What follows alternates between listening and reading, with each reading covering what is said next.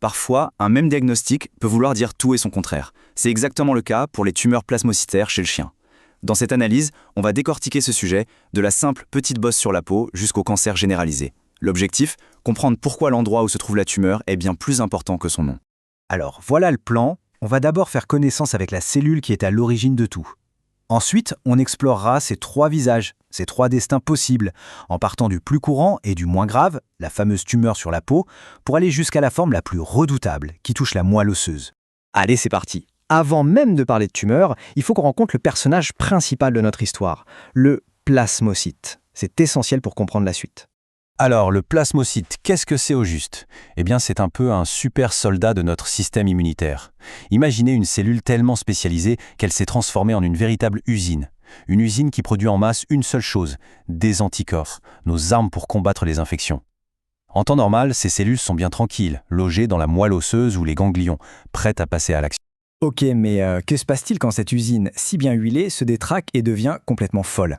C'est là que tout bascule. Tout part d'une seule et unique cellule qui mute et qui se met à se copier, à se cloner encore et encore et encore, sans aucun contrôle. C'est comme ça que la tumeur naît. Et cette armée de clones, en fait, elle peut prendre trois chemins, trois destins vraiment très différents. On peut se retrouver avec une simple petite bosse sur la peau, ou bien une tumeur plus agressive dans la bouche, ou alors, dans le pire des cas, un cancer généralisé qui part de la moelle osseuse. C'est ce parcours qu'on va explorer maintenant. On commence avec le scénario le plus courant et, heureusement, la meilleure nouvelle. Dans plus de 90% des cas, on parle de ça, le plasmocytome cutané. C'est vraiment le cas de figure le plus fréquent et le plus simple à gérer. Son apparence est tellement typique qu'elle a un petit surnom, la petite framboise. Et c'est vrai que ça y ressemble. C'est un petit nodule, souvent tout seul, un peu en relief, de couleur rosée et sans poils dessus. On le voit souvent apparaître sur la tête, les oreilles ou au bout des pattes. Le profil type, c'est le chien un peu âgé, entre 8 et 10 ans. Pour savoir ce que c'est très simple. Le vétérinaire pique dedans avec une aiguille très fine pour récupérer quelques cellules. Et sous le microscope, le portrait robot est impossible à manquer, des cellules bien rondes, un peu bleutées, avec leur noyau qui est comme poussé sur le côté. C'est la signature. Et donc, le point le plus important, c'est celui-ci. Le pronostic est excellent. Une petite chirurgie pour enlever la framboise, et dans plus de 95% des cas, l'histoire est terminée. Alors attention, le chien peut en développer d'autres ailleurs, plus tard. Mais chaque nouvelle bosse est une histoire à part, totalement indépendante et toujours bénigne. Bon, maintenant, on change de registre. On passe à une forme moins fréquente, mais qui demande d'être beaucoup plus vigilant. Le plasmocytome dit extramédulaire, qu'on trouve la plupart du temps dans la bouche. Et là, l'histoire n'est plus tout à fait la même.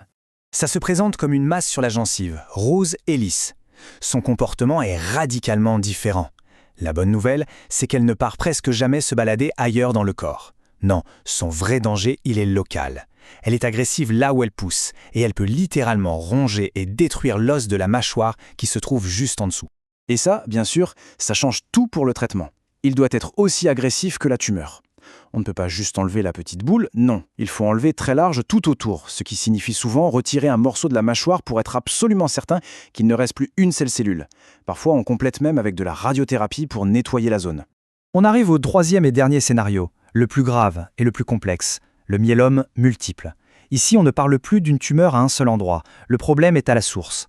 Le cancer naît directement dans la moelle osseuse, et de là, il affecte tout le corps. C'est ce qu'on appelle une maladie systémique. Pour être certain qu'il s'agit bien d'un myélome multiple, le diagnostic est très strict. C'est une sorte de checklist en 4 points. Et pour que le diagnostic soit confirmé, il faut cocher au moins 2 de ces 4 cases. On va les regarder ensemble une par une. Le premier point est assez fascinant. L'usine, devenue folle, se met à produire des quantités astronomiques d'un seul et même type d'anticorps. Un anticorps complètement inutile. Et quand on fait une analyse de sang spécifique, on voit cette surproduction. Ça crée un pic immense et très étroit sur le graphique. C'est ce qu'on appelle le pic monoclonal. C'est vraiment la signature de la maladie. Deuxième critère possible, l'état des os. Les cellules tumorales dans la moelle osseuse libèrent des substances qui activent les cellules qui détruisent l'os. Le résultat, ça crée des trous. À la radio, on voit des lésions qui ressemblent à des coups de poinçon ou même à du gruyère. C'est souvent visible sur la colonne vertébrale et les côtes, et bien sûr, c'est extrêmement douloureux. Et comme la maladie touche tout le corps, les complications s'enchaînent. L'excès de protéines peut rendre le sang tellement épais, presque sirupeux, qu'il circule mal, causant des problèmes neurologiques ou des saignements. Les reins aussi sont mis à rude épreuve par tout le calcium libéré par les os et les protéines à filtrer. Et enfin, des os qui ressemblent à du gruyère, eh bien, ils peuvent se casser pour en rien. Face à tout ça, on comprend que le pronostic soit beaucoup plus réservé. Le traitement repose sur la chimiothérapie, en général une combinaison de melphalan et de prednisone. Soyons clairs, ça ne guérit pas la maladie. L'objectif, c'est de la contrôler, de la freiner et surtout de gérer les symptômes pour offrir une bonne qualité de vie.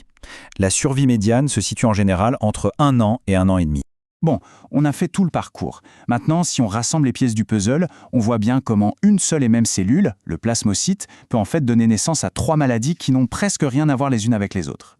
Ce tableau résume tout ça parfaitement. On a les 3 destins.